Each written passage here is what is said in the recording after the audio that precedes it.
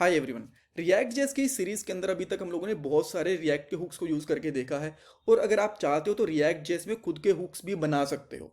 अब ये हुक्स कैसे बनते हैं आपको आने वाले पार्ट्स में पता चलेगा, जिनको हम लोग कस्टम हुक्स बोलते हैं। बट इनके कुछ सर्टेन रूल्स होते हैं। जब भी आप लोग रिएक्ट जेएस में हुक्स बनाओगे या फिर उनको यूज़ करोगे ना, तो आपको इन रूल्स को फॉलो करना पड़ेगा, अदरवाइज आपको अनएक्सपेक्टेड रिजल्ट्स देखने को मिलेंगे, एरर्स देखने को मिलेंगे। अब ये रूल्स कौन से होते हैं, इनके एग्जाम्पल्स और इंटरव्यू क्वेश्चंस इस पार्ट के अंदर डिस्कस करने वाले हैं। ये हमारी रिएक्ट जेएस 19 की प्लेलिस्ट है हिंदी में, जो आपकी डेफिनेटली हेल्प करने वाली है रिएक्ट जेएस की जॉब प्रोजेक्ट इंटरव्यूज में। सो पूरी प्लेलिस्ट देखना, लिंक मैंने डिस्क्रिप्शन बॉक्स में डाल दिया। ऑल राइट, सो सबसे पहला रूल देखते हैं। जब भी आप लोग रिएक्ट जेएस के हुक्स बनाओगे या फिर उनको यूज करोगे ना, तो आपको देखने को मिलेगा कि सबसे पहले आपको यूज प्रीफिक्स का यूज करना पड़ता है, जैसे कि use state, use effect, use ref. Even in तीनों हुक्स का हम लोग ऑलरेडी यूज देख भी चुके हैं। और अगर आप लोग कोई कस्टम हुक भी बनाओगे तो आपको पहले यूज प्रीफिक्स लगाना ही पड़ेगा। फॉर एग्जांपल के लिए आप कोई एपीआई से डाटा को फेच करने के लिए हुक बना रहे हो, तो उसका नाम आप रख सकते हो जैसे कि यूज फेच या फिर यूज एपीआई, इस तरीके से। ऑलराइट, सो सेकंड रूल क्या कहता है कि जब भी आप लोग हुक बनाओगे ना, तो आपको उसे कंपोनेंट के टॉप लेवल पे रखना पड़ेगा। अब इसका मतलब क्या है, आप यहाँ पे एक ऐप कंपोनेंट का एग्जांपल देख पा रहे हो स्क्रीन में। सो यहाँ पे सबसे पहले आपने यूज स्टेट हुक का यूज करा है, जिसमें आपने यूजर एंड सेट यूजर को दो कांस्टेंट डिफाइन करे हैं। सो ये एक सही तरीका है। बट सेकंड लाइन के अंदर ही जस्ट इसके नीचे आप लोग देख पा रहे हो कि हम लोगों ने एक इफ कंडीशन लगाई है।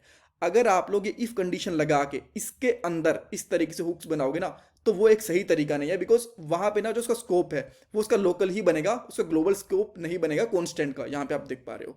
और अगर मैं आपको कोड में इसका एग्जांपल दिखाऊं, तो सेम एग्जांपल आप यहाँ पे भी देख पा रहे हो कि अगर आपने एक यूज स्टेट हुक का यूज करा और इस तरीके से टॉप लेवल पे सबसे ऊपर रखा, तो ये सही तरीका है। और अगर आपने कोई कंडीशन लगा के इस तरीके से देन उसके अंदर कोई हुक को यूज करा, तो वो सही तरीका नहीं है। राइट, सो ये इसका एक रूल था।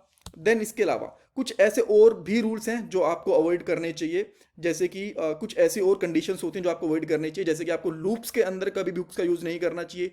रिटर्न स्टेटमेंट के साथ इवेंट हैंडलर का मतलब है कि जब भी आप लोग कभी कोई क्लिक करते हो या फिर माउस मूव करते हो, आपने उसके लिए इवेंट बना रखा है और उसके अंदर अगर आप हुक रखोगे तो वो भी सही तरीका नहीं है।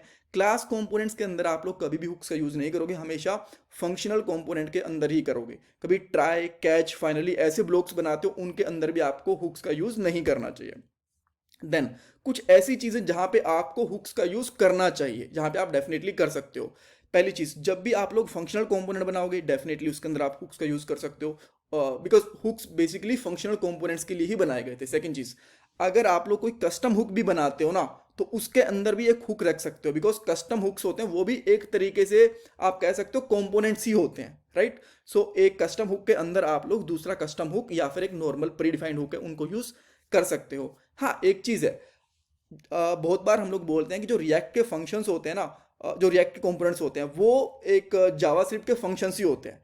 बट अगर आप लोग जावास्क्रिप्ट जो नॉर्मल फाइल होते हैं, जैसे कि डॉट जीएस वाली फाइल बना ली और उसके अंदर आपने कोई भी जेएसएक्स रिटर्न नहीं करा, उसके अंदर आप लोगों को जो हुक्स हैं वो कॉल नहीं करने चाहिए। इसका रीज़न ये है कि वहाँ पे हमारा जेएसएक्स का कोड नहीं होता, नॉर्मल जावास्क्रिप्ट का कोड ही होता है।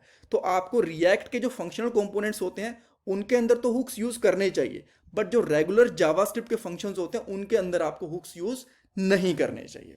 ऑलराइट, ओके, सो नेक्स्ट चीज क्या है, देखो जब भी आप लोग हुक्स बनाओगे ना, तो ध्यान रखना कि जो उनके नाम होते हैं आपके कंपोनेंट से या फिर किसी वेरिएबल से या फिर किसी कांस्टेंट से कॉन्ट्राडिक्ट नहीं करने चाहिए। अब एग्जांपल के लिए यहाँ पे आप देख सकते हो कि एक फंक्शन बना है हमारे पास जिसका नाम रखा है, एक कंपोनेंट फंक्शन बना है जिसका नाम हम लोगों ने रखा है फ्रेंड लिस्ट। और इसके अंदर हम लोगों ने एक हुक का यूज करा है जिसका यहाँ पे नाम है यूज ऑनलाइन स्टेटस। सो ये सही तरीका है, बिकॉज ये जो यूज ऑनलाइन स्टेटस है ना, किसी से भी कॉन्ट्राडिक्ट नहीं कर रहा। जो कॉन्स्टेंट बनाए हैं दो, online status, set online status and use online status, जो हमारा हुक है, ये कहीं पे भी आपस में कॉन्ट्राडिक्ट नहीं कर रहे। दो चीजों के नाम कहीं पे भी सेम नहीं हो पा रहे। इसके जो नीचे वाला एग्जाम्पल है यहाँ पे आप देख पा रहे हो, हमारे फंक्शनल कंपोनेंट का यहाँ पे नाम है सेट ऑनलाइन स्टेटस। और यहाँ पे जो सेकंड हमारा कॉन्स्टेंट है ना, यहाँ पे देखो सेट ऑनलाइन स्टेटस, इन दोनों का नाम सेम है, ये कॉन्ट्राडिक्ट कर रहे हैं। सो यहाँ पे आपको एरर मिल सकता है, अनएक्सपेक्टेड रिजल्ट मिल सकता है। ये आपको तरीका यहाँ पे यूज नहीं करना चाहिए।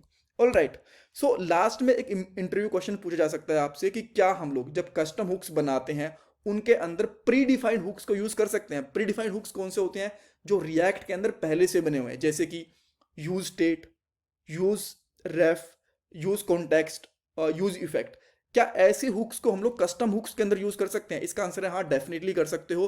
बिकॉज जो कस्टम हुक्स होते हैं ना, वो एक तरीके से कंपोनेंट्स ही बने हुए होते हैं, राइट? सो आप लोग एक कंपोनेंट के अंदर डेफिनेटली एक हुक को यूज कर सकते हो। हाँ, इवन आप ऐसा भी कर सकते हो कि अगर आपने एक कस्टम हुक बना रखा है, उसको आप दूसरे कस्टम हुक के अंदर यूज करना चाहो तो भी कर सकते हो, आपको कोई भी इशू नहीं आने वाला। So that's all for this part. इसमें कुछ डाउट कंफ्यूजन है, मुझे कमेंट सेक्शन में पूछ सकते हो प्लीज़।